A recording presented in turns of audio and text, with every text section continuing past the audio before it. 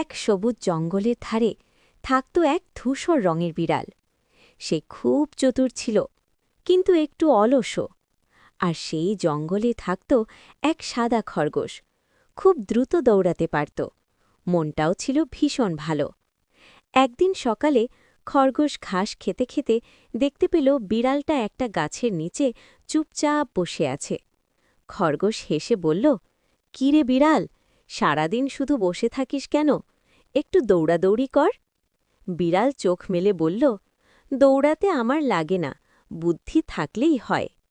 খরগোশ মুচকি হেসে বলল, "আচ্ছা, তাহলে চল একটা দৌড়ের প্রতিযোগিতা করি, দেখি কে জেতে।"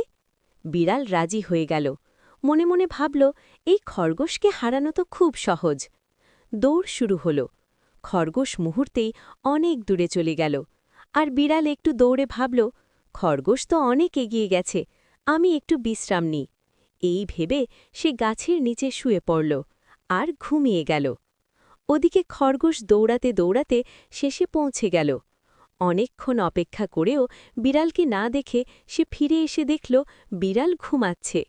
খরগোশ হেসে বিড়ালকে ডেকে তুলল। বিড়াল লজ্জায় মাথা নিচু করে বলল, "আজ বুঝলাম শুধু বুদ্ধি নয়, পরিশ্রমও দরকার।" সেদিন থেকে বিড়াল অলসতা ছেড়ে নিয়মিত চলাফেরা শুরু করল, আর খরগোশও শিখল, গর্ব নয়, ধৈর্যই আসল শক্তি।